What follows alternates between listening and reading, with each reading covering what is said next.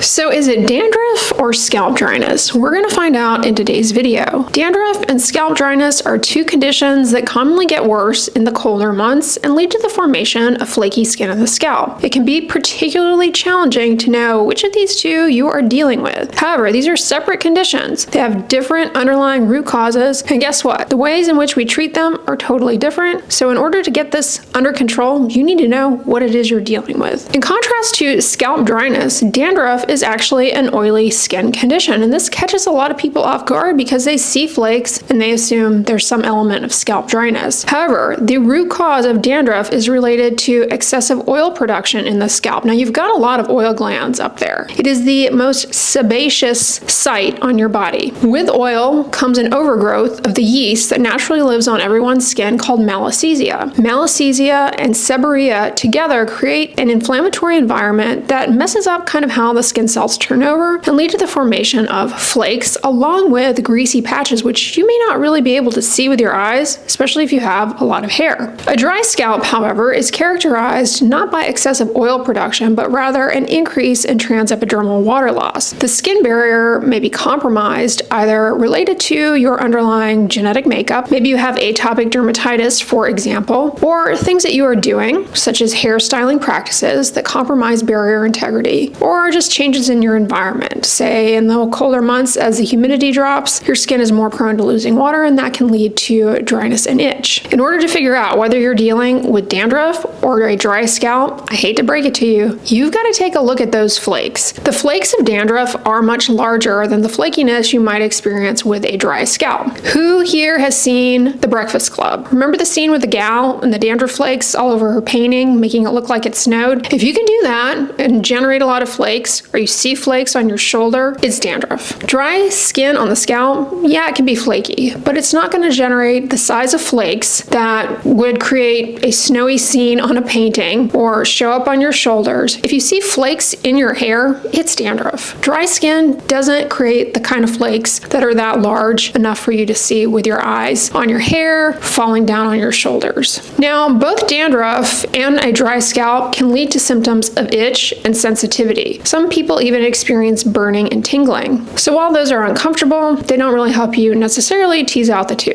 Another distinguishing feature of dandruff, however, is that it often leads to the formation of these patches of red, greasy skin in the scalp with the overlying kind of flaky skin. This can be challenging to see for yourself, but if you part your hair and look very carefully at the scalp, you often can see these spots. People with dandruff, when they shave their head, a lot of times they will see these red patches of oily skin with overlying flakes. Dry skin does not do that. Outside of your scalp, some other clues that you might be dealing with dandruff versus a dry scalp are: do you get rashes on your face, in your eyebrow area, around the sides of your nose, maybe around your ears that are red, flaky, greasy, oily? This is seborrheic dermatitis, and it is related to dandruff. In people who have a deeper skin tone, the flares of this condition on the face or elsewhere on the body can actually take away some of the background skin color, leading to post-inflammatory hypopigmentation. If you have a tendency towards dry skin, however, you might notice that you have, well, dry skin on other locations on your body, like the lower legs, the arms, maybe even your face is prone to dryness. And as the skin becomes dry, you notice little fine wrinkling more readily. So that's the basic approach for distinguishing dandruff versus a dry scalp. Now, let's talk about how you go about fixing either of these conditions. When it comes to treating dandruff, anti-dandruff shampoos can be a game changer. Anti-dandruff shampoos, they're medicated shampoos. They have active ingredients in them that address specifically the root causes of dandruff. However, a lot of these shampoos are a little on the drying side. So if you actually have a dry scalp and not dandruff, these might make your dry scalp significantly worse. Examples of medicated anti-dandruff shampoos include Selsun Blue, which has selenium sulfide, Head & Shoulders shampoo with zinc pyrithione, Nizoral shampoo with ketoconazole, Neutrogena T-Cell shampoo with salicylic acid, as well as coal tar shampoos. These shampoos work to treat dandruff by addressing either the malassezia yeast or helping to exfoliate those abnormal clumps of skin cells that aren't turning over properly because of all of the inflammation in the scalp, and ultimately help to cut down on flake formation. They also have anti-inflammatory properties. Which one of these should you actually choose then? All of them? One or two of them? The answer is it depends, and you kind of have to play around with it. Some people respond really well to just one ingredient, and that's what they use to control their dandruff. However, other people find that they get better results when they choose a couple of different active ingredients, different medicated shampoos, and alternate them. Now, for a dry scalp, it's not so much the shampoo that you choose, but rather how you use it. A lot of people who have a dry scalp because they are using too much shampoo volume,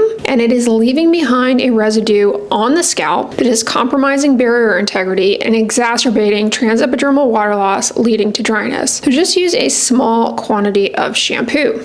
You don't need a lot. You might consider decreasing the frequency of shampooing as well, especially when you are in the midst of a really bad flare-up of a dry scalp. With dandruff, however, when you are in the midst of a flare-up of your dandruff, you actually want to do the opposite. You want to increase the frequency of shampooing to as frequent as daily use as tolerated. If your hair type doesn't tolerate daily shampooing, shoot for at least once a week for helping to clear up a flare-up of dandruff. But with a dry scalp, you might consider backing down on the frequency of shampooing, at least until the dryness resolves. The other thing that can aggravate seborrheic dermatitis is using a lot of hair oils. This can favor that environment for malassezia overgrowth. So you might consider putting a pause on hair oils, scalp oils, because for some people, those seem to exacerbate dandruff. With a dry scalp, however, you may find that those hair oils soften the dryness and help reduce those little fine flakes. One of the reasons dandruff can get worse in the wintertime is because people end up wearing a lot of hats. Hats trap moisture and humidity up under there, creating a more favorable environment for malassezia yeast. So you may back off on wearing hats while your dandruff is flared up. On the flip side, if you have a dry scalp, wearing a hat might actually end up helping you out because of the occlusive properties of just having a hat on there, reducing ultimately transepidermal water loss. That might end up helping your dry scalp out in the long run. Some of the other factors that can contribute to scalp dryness include taking long, hot showers. Shampooing your scalp with really hot water can further dry it out, and heat styling, especially if you blow dry your hair on a really hot setting and you hold it to one location of your scalp for a prolonged time. That can definitely contribute to scalp dryness. So use a cooler setting and make sure you move the blow dryer around and keep it at a decent distance from your scalp so as to minimize pressure on the skin barrier that would ultimately lead to dryness. Now, there are some leave-on products that you might try that can help dandruff, and some leave-on products that you might try that can help a dry scalp. When it comes to leave-on products for dandruff, there are over-the-counter leave-on salicylic acid scalp treatments that can really help cut down on the flakes and calm down the inflammation and be particularly helpful. I like suggesting these especially for people whose hair type do not tolerate the frequent shampooing. Best they can do is shampooing once a week. These offer another avenue for delivering the active dandruff ingredient to the scalp without necessarily needing to shampoo the scalp, as certain hair types don't tolerate frequent hair shampooing. When it comes to treating a dry scalp, a lot of people might think, oh, what if I use conditioner on my scalp? I don't suggest doing that. Conditioner is meant for your hair, not for your scalp. It's not formulated to actually moisturize the scalp. Instead, they do sell hydrating scalp serum. The brand Scene makes a fragrance-free scalp serum for a dry scalp that can help just alleviate the dryness and replenish some moisture. All right, you guys, so those are my tips and tricks for how to tell the difference between dandruff versus a dry scalp. But of course, if you're not clear, always see your healthcare provider, whether it be your primary care doctor, or if necessary, they can refer you to a board-certified dermatologist. And there are other causes of scalp dryness, for example, underlying medical conditions like atopic dermatitis, which often require medications, prescription medications, to get under good control. So that might be a necessary avenue for you. Also, there are prescription medications that can help get scalp dandruff under good control as well. Definitely don't hesitate to see your healthcare provider, because prescription medications for either dandruff or for a dry scalp may be exactly what you need. All right, guys, that's a wrap up with regard regards to dandruff versus a dry scalp, let me know in the comments if you would like to see a video in the future on how to tell the difference between dandruff versus scalp psoriasis. But I hope you guys found this one helpful. If so, give it a thumbs up, share it with your friends, and as always, don't forget, sunscreen and subscribe. I'll talk to you guys tomorrow. Bye!